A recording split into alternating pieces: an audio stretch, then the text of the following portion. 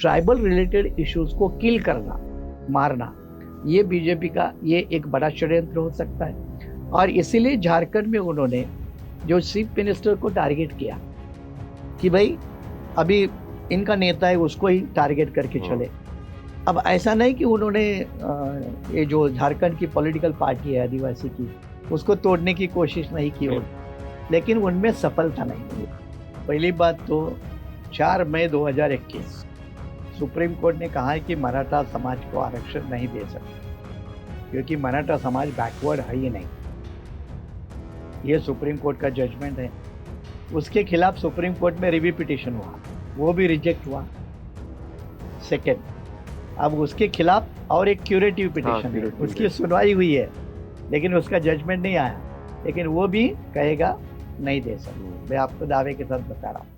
आवाज India TV में आपका स्वागत है। इस वक्त हमारे स्टूडियो में देश के जाने माने संविधान तज्ञ, विचारक, लेखक और बीआरएसपी के राष्ट्रीय अध्यक्ष डॉक्टर सुरेश माने सर है। सर, आपका बहुत बहुत स्वागत जी। आज हम सर से बात करेंगे देश के तमाम प्रमुख मुद्दों पर। ट्राइबल्स का जो डीलिस्टिंग हो रहा है और एससी में जो कैटेगराइजेशन हो रहा है उस पर चर्चा करेंगे, और इंडिया गठबंधन के बारे में भी हम बातचीत करेंगे। तो इंडिया गठबंधन को हम देख रहे हैं कि उसको अभी तक पूरी तरह से शेप नहीं मिला है।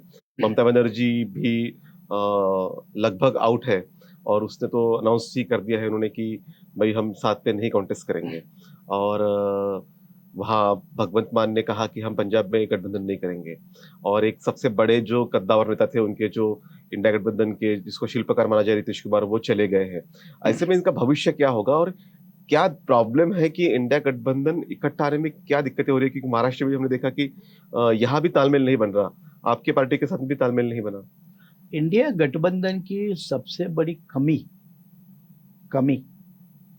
ये है कि ये कोई अभी तक कॉमन मिनिमम प्रोग्राम नहीं बना पाए जो बीजेपी को एक अल्टरनेट दे दे। एग्जैक्टली।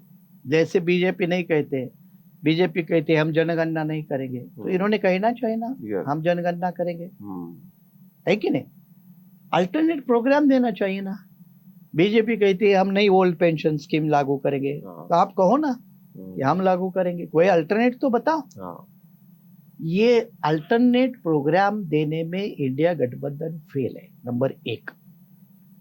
नंबर 2, इसका कंसोलिडेशन होने में मुश्किल क्या है कि इंडिया में स्टेट के डोमिनेंट प्लेयर है, जो बड़े बड़े प्लेयर है, जैसे अखिलेश यूपी में है, ममता उधर है, या अरविंद केजरीवाल पंजाब और दिल्ली में है। तो ये लोग अपने स्टेट में अपनी पकड़ नहीं छोड़ेंगे। एग्जैक्टली। वहां कांग्रेस को सेकेंडरी रोल खेलना चाहिए, लेकिन वो कांग्रेस मानती नहीं। मान नहीं रही। कांग्रेस अभी भी जमींदार की मानसिकता से बाहर नहीं निकल रही है, चाहे हवेली कितनी भी पुरानी हो। बिल्कुल। वो बिल्कुल जमींदार बन के रहना चाहते हैं। अब जैसे उत्तर प्रदेश में देखो, कांग्रेस की जमीन कहाँ है? नहीं है ना। जब जमीन नहीं है तो खुला हाथ देना चाहिए। हाथ देना चाहिए, बिल्कुल। बंगाल में अगर आपका टारगेट है मोदी, आरएसएस, बीजेपी को रोकना, तो ममता को आपने बड़ा लीडर मानना चाहिए, चाहे सीपीआई सीपीएम हो, क्योंकि सीपीआई सीपीएम को भी वहाँ ममता से परेशानी है। तो हो सकता है भविष्य में ममता अकेली जाए और कांग्रेस, सीपीआई, सीपीएम, फिर ये दो फाड़ में बीजेपी की ताकत बढ़ेगी। तो ये नेताओं की अपने अपने स्टेट की मजबूरी है। जैसे नीतीश कुमार के जाने के कारण बिहार तो लगभग हाथ में से चला गया, ये मैं तो बिल्कुल पकड़ता हूँ। दूसरी बात, उत्तर प्रदेश जैसे स्टेट में भी अखिलेश जी को कहना चाहिए कि भाई आप बड़े नेता हो, आप बताओ, उनको भाई देना चाहिए। देखो भाई, पॉलिटिक्स में आपको भी बड़ा होना है तो आपको और किसी को भी बड़ा करना होगा। आप खुद कहेंगे कि मैं किसी को बड़ा नहीं करूंगा और मैं ही बड़ा होऊंगा, तो फिर राजनीति बड़ी नहीं होगी। और इसका झटका महाराष्ट्र में भी देखने को मिलता है, क्योंकि जैसा आपने कहा कि मेरी पार्टी गठबंधन में है लेकिन कोई सीट नहीं मिलेगी, सीपीआई सीपीएम को सीट नहीं मिलेगी। हम जो 12-13 पॉलिटिकल पार्टीज है जो महाविकास आघाड़ी में रहे, उनको सीटें नहीं मिलेगी, तो हम क्या अपनी पॉलिटिकल पार्टी बंद करके घर में बैठेंगे क्या? हम लोगों को अपना पार्टी टिकाना है, वर्कर टिकाना है, लोगों के सामने जाना है।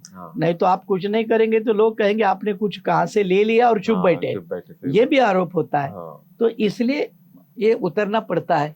लेकिन महाराष्ट्र में प्रकाश अम्बेडकर के एंट्री के बाद फिर इंडिया आघाड़ी के भविष्य के ऊपर एक सवाल लगा है। अब ये सवाल का जवाब बहुत जल्द ही मिलेगा, देखते हैं क्या मिलता है। बिल्कुल। एक इम्पोर्टेंट सवाल तो आपने देखा, ट्राइबल्स झारखंड में जो हुआ, हमने देखा कि झारखंड में वहाँ के सिटिंग सीएम को अरेस्ट किया गया और बाद में सरकार गिराने की कोशिश की गई। राज्यपाल ने उन्हें बहुमत साबित करने के लिए जल्दी वक्त भी नहीं दिया, तो उसके बाद उनको स्पीच देना पड़ा झारखंड के सीएम को सदन में आके कि बाबा साहब को जिस तरह से परेशान किया गया, प्रताड़ित किया गया, तो उन्हें बौद्ध धर्म अपनाना पड़ा, तो हमें भी उस रास्ते में जाने की जरूरत आ सकती है। तो आपको क्या लगता है कि ये जो मुद्दा है, एक झारखंड का, दूसरा ट्राइबल्स की डीलिस्टिंग का, इस पर आप किस तरह से सोचते हैं? अभी देश में छत्तीसगढ़ लगभग ट्राइबल ही स्टेट है, हाँ लेकिन वो भी लगभग अभी धीरे धीरे ही चलता है। हाँ लेकिन बिहार से अलग हुआ झारखंड, ये ट्राइबल आइडेंटिटी का एक स्टेट है, स्टेट है, यस। और वहाँ ट्राइबल चीफ मिनिस्टर ही सीधा सीधा है, ट्राइबल पार्टी है। अब ये झारखंड की ट्राइबल आइडेंटिटी और ट्राइबल पॉलिटिक्स को बीजेपी कई दिनों से डिस्टेबलाइज कर रही है, यस। कोशिश कर रही है। उसके लिए जैसे महाराष्ट्र में गवर्नर के पद का इस्तेमाल हुआ और गवर्नर हाउस का इस्तेमाल हुआ, सेम उसी तरह झारखंड में भी कल के भाषण में सोरेन ने कहा कि गवर्नर का इस्तेमाल हो रहा है इसमें, गवर्नर के पूरे देश में जहां नॉन बीजेपी स्टेट्स है वहां तमिलनाडु केरल अपन देखते हैं, तो ये वो एक इस्तेमाल कर रहे हैं। अब ट्राइबल में जो बड़ी पेट बनाने में बीजेपी आरएसएस लगी है, वैसे गुजरात में तो उन्होंने बना ली है, बड़ी बना ली है, लेकिन ये जो नॉर्थ इंडिया के कुछ स्टेट है वहाँ जो भी ट्राइबल है, नॉर्थ इंडिया को छोड़कर, उस ट्राइबल में घुसने के बहुत प्रयास करते हैं। और इसमें आरएसएस बीजेपी के दो एजेंडे हैं, एक पॉलिटिकली ये ट्राइबल बीजेपी आरएसएस के छप्पर के नीचे आ जाए, दूसरा इनके कन्वर्जन जो होते हैं उसको रोकना। इसलिए कई राज्यों में धर्मांतर बंदी कानून है बीजेपी के राज्यों में। अब धर्मांतर बंदी कानून से पूरा तो रोक नहीं लगाई जा रही है, वो असफल लग रही है, तो फिर इन्होंने दूसरा मुद्दा लाया कि क्या इसके अभी तक जो कानून क्या है, अभी तक कानून ये कहता है कि कोई भी आदिवासी किसी भी धर्म को अपनाए तो आदिवासी रहता है।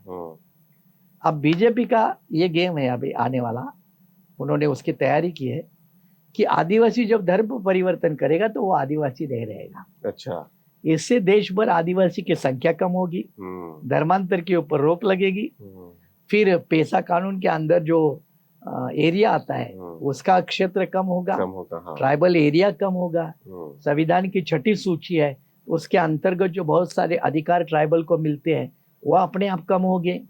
तो एक हथियार से बहुत सारे ट्राइबल रिलेटेड इश्यूज को किल करना, मारना, ये बीजेपी का ये एक बड़ा षड्यंत्र हो सकता है।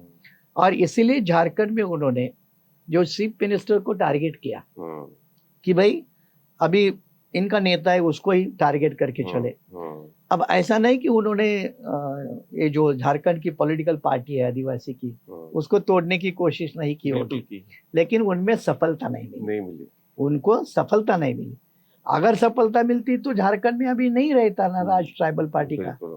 तो उन्होंने वो कोशिश की लेकिन वो असफल रहे, इसीलिए दूसरे ट्राइबल नेता के लीडरशिप में सरकार बनी। लेकिन वो अभी भी गेम चालू रखेंगे, खेलेंगे। लेकिन सोरेन ने कल अपने भाषण में साफ कहा कि अगर जो जमीन के नाम पे मेरी ईडी वगैरह जो भी चल रहा है तो उसके डॉक्यूमेंट तो मुझे दिखाए कि मैंने कोई गुनाह किया है। अब ये है कि कानूनों के माध्यम से इतना गैर इस्तेमाल हो रहा है कि बिना आपको सबूत दिखाए, बिना कारण दिखाए, बिना डॉक्यूमेंट दिखाए अब किसी को भी उठाओ, किसी को भी ईडी के इसमें डाल दो, किसी को सीबीआई के इसमें डालो। ये बीजेपी के सत्ता हथियार के हथियार बन चुके हैं और उसकी शिकार झारखंड स्टेट है। बिल्कुल, उसकी शिकार झारखंड स्टेट है। और किस तरह से ट्राइबल्स को डीलिस्टिंग करके उनके अधिकारों पे हनन करने की कोशिश बीजेपी के राज में हो रही है, ये भी हमने सर से जाना। और एक इम्पोर्टेंट बात जो है, यहाँ पे शेड्यूल कास्ट में भी कैटेगराइजेशन की बात हो रही है, वर्गीकरण की बात हो रही है, इसका क्या असर हो सकता है महाराष्ट्र में भी और जहाँ भी स्टेट से? ये भी एक बीजेपी का एजेंडा है। वैसे एससी कैटेगराइजेशन जय सिंह जब चीफ मिनिस्टर थे पंजाब में तो पहली बार वहां हुआ, दूसरी बार वो जब यूनाइटेड आंध्र प्रदेश था, इकट्ठा आंध्र प्रदेश, वहां हुआ। तीसरी बार तमिलनाडु में हुआ। इस बीच में सुप्रीम कोर्ट में एक मामला गया 1996 में, एक केस गई चिन्नाया नाम की। तो सुप्रीम कोर्ट ने फैसला दिया कि आप एससी का कैटेगराइजेशन नहीं कर सकते, ये करना गलत है। तब से कैटेगराइजेशन को रोक लगी। लेकिन अभी चुनाव के समय में मोदी जी ने हैदराबाद में बड़ी रैली की शेड्यूल कास्ट की, और उसमें कैटेगराइजेशन मुद्दे को हवा दे दी कि कैटेगराइजेशन होना चाहिए। महाराष्ट्र में महाराष्ट्र सरकार जो बीजेपी सेना राष्ट्रवादी है, उन्होंने कैटेगराइजेशन के लिए, एससी कैटेगराइजेशन के लिए एक कमेटी अपॉइंट की है, उसको स्टडी करने को कहा है। जबकि सुप्रीम कोर्ट के सामने ये इशू जब सेटल हो चुका है तो ये सरकारी गैर कानूनी काम कर रही है। अब सुप्रीम कोर्ट के सामने एक दूसरा रिव्यू पिटीशन सामने पड़ा है, लेकिन सुप्रीम कोर्ट ने उसके ऊपर जजमेंट नहीं दिया है। जब तक वो जजमेंट नहीं आता तब तक पुराना जजमेंट लागू होता है, ये कानून का हिस्सा है। इसलिए पुराने कानून के हिसाब से ये सारे गलत कारनामे चल रहे। अब इसमें कारण क्या दे रहे? कारण ये दे रहे कि शेड्यूल कास्ट के कुछ जातियों को फायदा नहीं मिलता। अब एक देखिए, आरक्षण जो है वो जो पढ़े लिखे लोग हैं उनको ही मिलता है। आप किसी भी जाति के हो, आपको सिर्फ आरक्षण दिया और आप पढ़े लिखे नहीं है तो आपको कुछ नहीं मिलेगा। बिल्कुल, आपको पढ़े लिखे होना ही जरूरी है, तभी आपको आरक्षण का बेनिफिट मिलेगा। लेकिन इसके पीछे एक षड्यंत्र है। षड्यंत्र ये है कि ये ऐसा कैटेगराइजेशन करके कुछ ऐसे कम्युनिटी को ऐसे पोस्ट रिजर्व रखने की कि वहां से उम्मीदवारी नहीं मिलेंगे, तो फिर वो नेचुरली जगह जनरल कैटेगरी से लोगों से भरी जाएगी। तो ये षड्यंत्र भी अपने कुछ शेड्यूल कास्ट भाई है उनके समझ में नहीं आ रहा है, चाहे वो हमारे मादिगा समाज के भाई उधर हो या हमारे महाराष्ट्र के मातंग समाज के भाई हो। प्रकाश अंबेडकर ने भी गलती से इसको एक बार परबड़ी की सभा में सपोर्ट किया था। तो कुछ लोग इसको बड़े लेवल पे समझ नहीं पाते कि सरकार का गेम क्या है। और इससे एक देखो, बाबा साहब क्या चाहते थे, आरक्षण के माध्यम से ये सारे शेड्यूल कास्ट शेड्यूल ट्राइब इकट्ठे हो और वो अपनी जंग लड़े। अब इसी को तोड़ने के लिए सत्ताधारी क्या कर रहे हैं, आरक्षण का इस्तेमाल करके आपको टुकड़े टुकड़े में बांटकर आपस में लड़ाने की ये कोशिश में लगे हैं। तो सरकार का गेम क्या है ये भी समझना जरूरी है। बिल्कुल, यही बात मराठा और ओबीसी आरक्षण के संदर्भ में भी हो रही है कि छगन भुजबल कहते हैं कि मैंने रिजाइन दिया और उनको ओबीसी का नेता के रूप में प्रोजेक्ट करने की कोशिश होती है, और उधर मराठाओं के नेता के रूप में मनोज जरांगे को हाथ में लेकर, जबकि जो सर्वे हो रहे हैं वो ठीक तरह से नहीं हो रहे। फिर से वही बात होगी, सुप्रीम कोर्ट में मामला जाएगा, रिजर्वेशन नहीं मिलेगा। तो ये भी एक साजिश हो रही है कि 50 को के एकदम ओके वाला जो मैटर था, या फिर सरकार के खिलाफ में, यानी सरकार को जरूरत ये पड़े कि एकनाथ शिंदे से काम नहीं होता, अजित पवार को साथ में लाना पड़ा, फिर भी सरकार के खिलाफ का जो लोगों में एक नैरेटिव बनाया वो जारी रहता। ऐसे सिचुएशन में ये मामला लाया गया, आप क्या समझते हैं? पहली बात तो 4 मई 2021 सुप्रीम कोर्ट ने कहा है कि मराठा समाज को आरक्षण नहीं दे सकते, क्योंकि मराठा समाज बैकवर्ड है ही नहीं। बिल्कुल, ये सुप्रीम कोर्ट का जजमेंट है। उसके खिलाफ सुप्रीम कोर्ट में रिव्यू पिटीशन हुआ, वो भी रिजेक्ट हुई, राइट।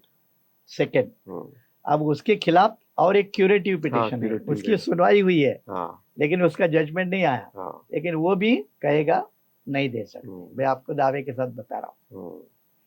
अब ये जब कानूनी हालत सुप्रीम कोर्ट लेवल पे है तो स्टेट के बंदे बेचारे क्या करेंगे? यहाँ चुनावी रणनीति, चुनावी राजनीति काम कर रही है। कोई मराठा को आरक्षण देने का प्लान नहीं है, दे नहीं सकते, और अभी तक नहीं दिया है। वो बेचारा जरांगे, मैं उसको जूनियर रामदास आठवले कहता हूँ, क्योंकि ये तो अपना लगा है कि गुलाल लेके ये करो वो करो, मिला क्या है? कुछ भी नहीं मिला है। सर्टिफिकेट मिले तो सर्टिफिकेट से काम बनेगा क्या? बिल्कुल नहीं बनेगा। उसकी वैलिडिटी होती है, उसकी लीगैलिटी होती है, कोर्ट में चैलेंज होगा, कुछ नहीं है। तो ये सरकार प्रायोजित एक गेम है, पॉलिटिकल गेम। उसमें जरांगे को मराठा से 5-10% के वोट भी तो उसके माध्यम से आए, और इधर छगन भुजबल के माध्यम से ओबीसी के 5-10% और बढ़े। आखिर फायदा किसका होगा? ये शिंदे, फडणवीस, ये जो बीजेपी के लाइन है, क्योंकि भुजबल उसी में तो मंत्री है। भुजबल कहाँ उसके खिलाफ कहेंगे इसके खिलाफ वोट करो? बिल्कुल नहीं। जरांगे थोड़ा कहने वाला है, एकनाथ शिंदे उसको सारा, अब इसीलिए तो जरांगे उसको आर्थिक मदद कौन दे रहा है, ये सारी बातें समझने की जरूरत है ना। तो ये मराठा और ओबीसी को आपस में भिड़ाकर इनके वोटों का पोलराइजेशन करने की घिनौनी राजनीति महाराष्ट्र में आने वाले चुनाव को ध्यान में रखते हुए लोकसभा और विधानसभा के लिए बड़े पैमाने पे की जाएगी। लेकिन इसमें बेचारा हमारा गरीब मराठा उसके साथ विश्वासघात हो रहा है, वो धोखे में आ रहा है, वो बेचारा बिलीव कर रहा है कि मेरे को आरक्षण मिल गया, लेकिन वास्तविक में कुछ नहीं मिला है अभी तक। कोई आदेश नहीं, कोई जीआर नहीं। ये बात हमारे मराठा समाज के भाई और बहनों ने भी ध्यान में रखनी चाहिए। बिल्कुल, तो ये साजिश किस तरह से होती है समाजों के भीतर आपस में लड़ाने की और किस तरह से उन्हें उलझाया जाता है मामलों में, तो बहुत ही पेचीदा ऐसे मामले होते हैं, चाहे आदिवासी का डीलिस्टिंग हो, मराठा ओबीसी का बीच में झगड़े लगाने की बात हो, या शेड्यूल कास्ट का जो वर्गीकरण है वो बात हो। तो तमाम मुद्दों को बहुत ही विस्तार से सर ने खुलासेवार हमें समझाया है। तो मुझे लगता है कि आज की इस बातचीत से किस तरह की रणनीति काम करती है लोगों के खिलाफ में, और सरकार किस तरह से साजिशें बनाती है और इसमें लोगों को इन्वॉल्व करती है, और किस तरह से देश में संवैधानिक संस्था है उसका हनन किया जा रहा है, और किस तरह से किसी भी तरह से सरकार बनाई जाए इसके लिए बीजेपी किस तरह से काम कर रही है, ये सारे खुलासे सर ने आज किए। सर, आप हमारे बीच में आए और हमसे बातचीत की, उसके लिए आपका बहुत बहुत धन्यवाद। शुक्रिया। चलो, शुक्रिया।